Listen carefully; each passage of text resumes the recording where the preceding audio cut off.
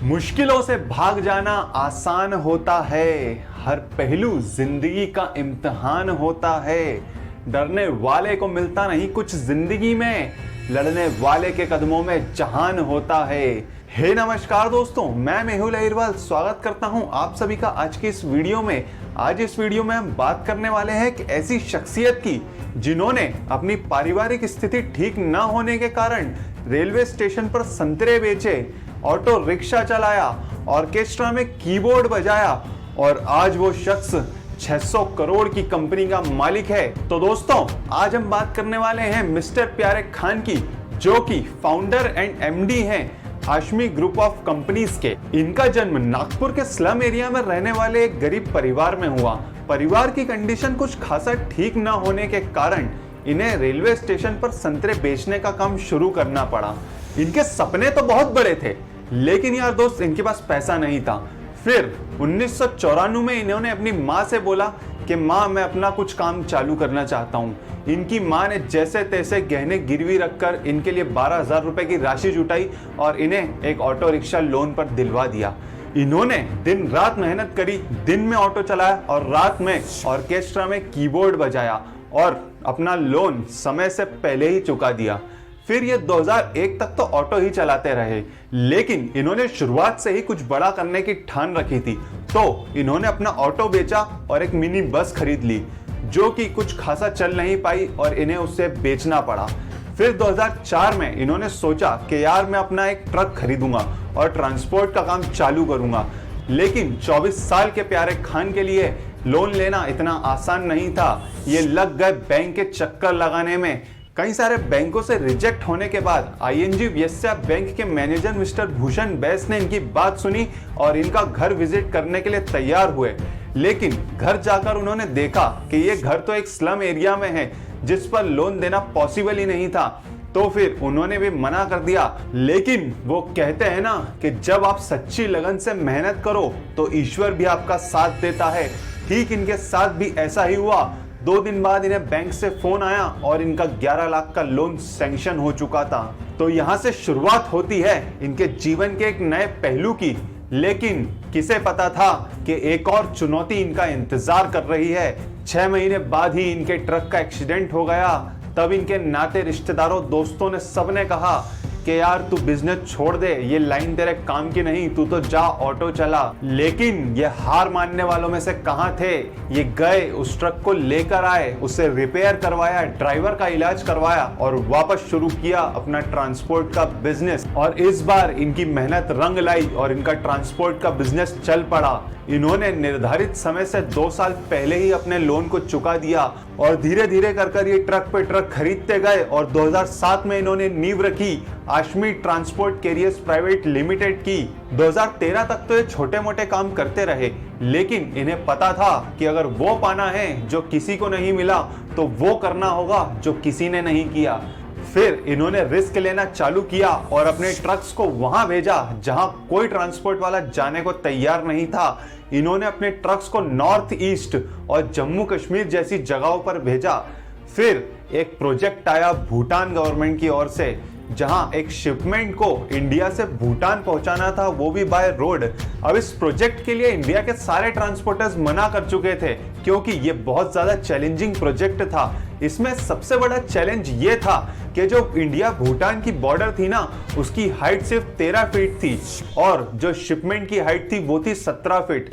फिर भी इन्होंने उस प्रोजेक्ट को एक्सेप्ट किया और स्वयं भूटान गए और भूटान गवर्नमेंट से परमिशन लेकर आए कि हम आपकी रोड को 4 फीट नीचे खोदेंगे, उसके बाद उस ट्रक को पास करवाएंगे और देन उस रोड को वापस बना भी देंगे। तो गवर्नमेंट ने पूछा कि आपको ये करने में कितने दिन का समय लग जाएगा, क्योंकि वो एक इंटरनेशनल बॉर्डर है, उसे सील नहीं कर सकते। इन्होंने कहा कि मैं इस काम को सिर्फ 24 घंटे में पूरा कर दूंगा। तो गवर्नमेंट भी शॉक रह गई, लेकिन उन्होंने परमिशन दे दी और इन्होंने रातों रात उस रोड को खोदकर शिपमेंट पास करवाकर उस रोड को वापस बना भी दिया, जिसके लिए भूटान गवर्नमेंट से इन्हें पुरस्कृत भी किया गया। और उसके बाद इनकी कंपनी को पीछे मुड़कर देखने की जरूरत नहीं पड़ी। इन्हें बड़े बड़े प्रोजेक्ट्स मिलते गए। इन्होंने Tata steel, JSW, KEC international और सेल जैसी बड़ी बड़ी कंपनियों के साथ काम किया। भूटान, नेपाल, बांग्लादेश, दुबई और कई सारे देशों में बड़े बड़े प्रोजेक्ट्स किए और इनकी कंपनी तेजी से बढ़ती गई। अब बात करते हैं इस पूरी जर्नी में इनके बिजनेस लेसन्स क्या रहे। सबसे पहला इनका जो लेसन रहा वो रहा फंड मैनेजमेंट।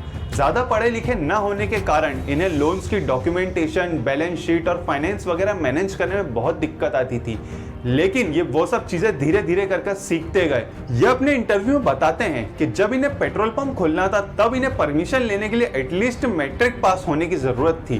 तब बहुत लोगों ने बोला कि आप 25-50 हजार रुपए देकर पास क्यों नहीं हो जाते। तब इन्होंने कहा कि नहीं, मैं अपना काम पूरी ईमानदारी के साथ करते आया हूं और ये काम भी मैं पूरी ईमानदारी से करूंगा। इन्होंने 2 साल तक 10th की प्रिपरेशन करी और तीसरे साल में ये पास हुए और इसी तरह से 2 साल बाद ये 12th भी पास कर लिए। और जब ये ऑटो रिक्शा चलाते थे तब भी ये 500 रुपए का टैक्स भरते थे और आज भी ये पूरी ईमानदारी से अपना टैक्स भरते हैं। इनका कहना है कि अगर आप सरकार को 2 रुपए देंगे तो सरकार आपको 200 रुपए देगी। और इनकी कंपनी के इसी फंड मैनेजमेंट को देखकर दुबई के इंपीरियल कैपिटल LLC बैंक ने इन्हें 80 करोड़ रुपए का लोन भी ऑफर किया। सेकंड इनका जो लेसन रहा वो रहा हायरिंग। अब ये ज्यादा पढ़े लिखे तो थे नहीं, तो अब इन्होंने सोचा कि यार मुझे अपनी कंपनी में ऐसे लोगों को हायर करना है जो कि बेस्ट मैन पावर हो। इन्होंने ING वेस्या बैंक के बैंक मैनेजर मिस्टर भूषण को भी अपनी कंपनी में as a head of finance hire कर लिया ताकि वो इनके फाइनेंस को अच्छी तरीके से मैनेज कर सकें। और इसी तरह ये जगह जगह से अच्छी मैन पावर ढूंढ कर लाए ताकि इनकी कंपनी में एक स्ट्रॉन्ग लीडरशिप बिल्ड हो सके और इसी मैन पावर ने इन्हें सुपर पावर बनाया। तीसरा इनका जो बिजनेस लेसन रहा वो रहा सर्विस। इनका मेन रूल था कि चाहे जो हो जाए मुझे सर्विस बढ़िया देना है। अब इनके बिजनेस का सबसे बड़ा टर्न अराउंड तब आया जब JSW से इन्हें 5 लाख रुपए का काम मिला। तब इन्होंने अपनी बेस्ट सर्विस दी और इसी सर्विस से खुश होकर JSW स्टील ने इन्हें 5 लाख से 10 लाख, 10 लाख से 20 लाख, 20 लाख से 50 लाख, 50 लाख से 1 करोड़ और 1 करोड़ से 50 करोड़ रुपए तक का काम दिया।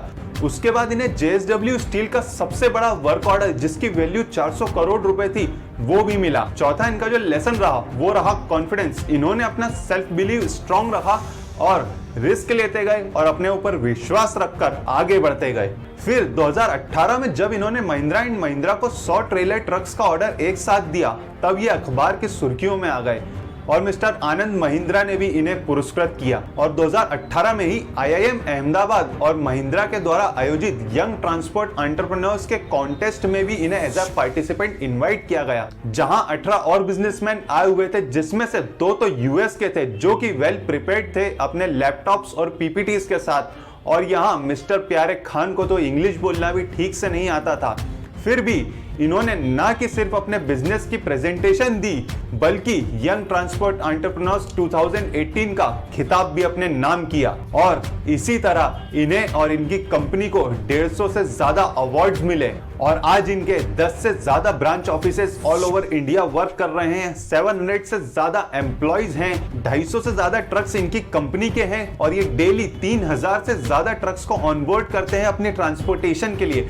आज इनकी कंपनी की वैल्यूएशन की बात करें तो वो 600 करोड़ के अराउंड हो चुकी है। तो मेरे दोस्त, सक्सेस की सबसे खास बात यह है कि वो मेहनत करने वाले पर फिदा हो जाती है। ये एक बिजनेसमैन होने के साथ साथ एक जिंदा दिल इंसान भी है। इन्होंने अपने स्टाफ के रहने खाने की व्यवस्था के साथ साथ उनके मेडिकल इंश्योरेंस भी करवाए हुए हैं और अब ये अपने ड्राइवर्स के बच्चों को पढ़ाने के लिए स्कूल भी बनवा रहे हैं। और रिसेंटली इन्होंने कोविड रिलीफ के लिए 85 लाख रुपए खर्च कर 400 मेट्रिक टन ऑक्सीजन मंगवाई और जब सरकार ने इन्हें पैसे देने चाहे तो इन्होंने साफ इनकार कर दिया कि मैं ये पैसे नहीं ले सकता और इन्होंने 85 लाख रुपए की ऑक्सीजन डोनेट कर दी, क्योंकि वो कहते हैं ना कि कद बड़े नहीं होते एड़िया उठाने से, ऊंचाइयां तो मिलती हैं सर झुकाने से। तो दोस्तों, ये थी मिस्टर प्यारे खान की जिद, जुनून और जोश से भरी कहानी जो कि प्रेरणा है हर उस व्यापारी के लिए जो कि व्यापार में आने वाली छोटी छोटी चुनौतियों से डरकर